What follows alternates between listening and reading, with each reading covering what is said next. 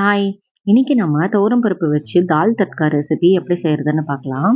Welcome to Akila's cooking station.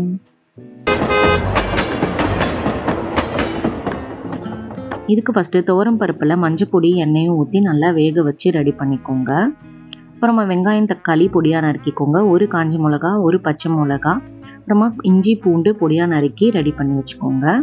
அப்புறம் அடுப்பை பற்ற விட்டு கடாயில் நெய் ஊற்றி நெய் நல்லா சூடானதுக்கப்புறமா ஒரு பிரியாணி இலை, கொஞ்சமாக சீரகம், கொஞ்சம் பெருங்காயம், ஒரு காஞ்ச மிளகா இதெல்லாத்தையும் போட்டு நல்லா வதக்கிக்கலாம். இதுக்கப்புறமா நம்ம பொடியாக நறுக்கி வச்சுருந்த இஞ்சி பூண்டு, கீறி வச்சுருந்த ஒரு பச்சை மிளகா அதையும் சேர்த்து நல்லா வதக்கிக்கலாம். கொஞ்சம் பூண்டு வதங்கினதுக்கப்புறமா நம்ம பொடியாக நறுக்கி வச்சுருந்த வெங்காயமும் சேர்த்து வதக்கிக்கோங்க. வெங்காயம் இந்த அளவுக்கு வதங்கினதுக்கப்புறமா நம்ம நறுக்கி வச்சுருந்த தக்காளியும் சேர்த்துக்கலாம். தக்காளி சேர்த்து ஒரு பெரட்டிட்டு இப்போ நம்ம மசாலாஸ்லாம் சேர்த்துக்கலாம்.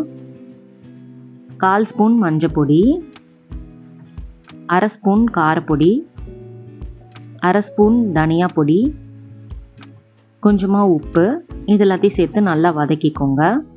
தண்ணிலாம் எதுவும் ஊற்ற வேண்டாம். தக்காளியில் உள்ள தண்ணியே போதும். சிம்மில் வச்சு அது தக்காளி நல்லா மேஷ் ஆகிற அளவுக்கு நல்லா வதக்கிக்கோங்க.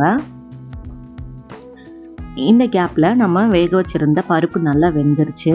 அதை எடுத்து நல்லா மசிச்சு வச்சுக்கோங்க. இப்போது தக்காளி இந்த அளவுக்கு வதங்கினதுக்கப்புறமா நம்ம வேக வச்சுருந்த பருப்பை நல்லா மசிச்சு அதில் ஊற்றிக்கலாம். ஊற்றிட்டு கூடவே இன்னும் கொஞ்சம் தண்ணியும் ஊற்றி நல்லா கலந்துக்கோங்க.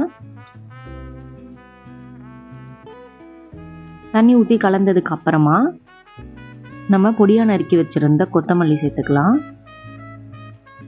கொஞ்சம் கசூரி மேத்தி,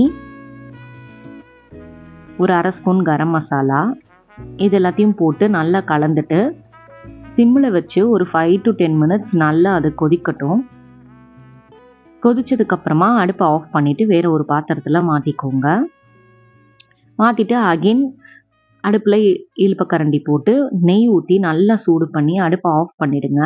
அதில் கொஞ்சமாக சீரகம், பெருங்காயம், ஒரு காஞ்ச மிளகா, கொஞ்சமாக காரத்தூள் இது எல்லாத்தையும் போட்டு தாளித்து அது மேலேயே இன்னொரு தாளிப்பு போட்டுக்கலாம். அவ்வளோதான், நம்மளோட தால் தட்கா ரெடி.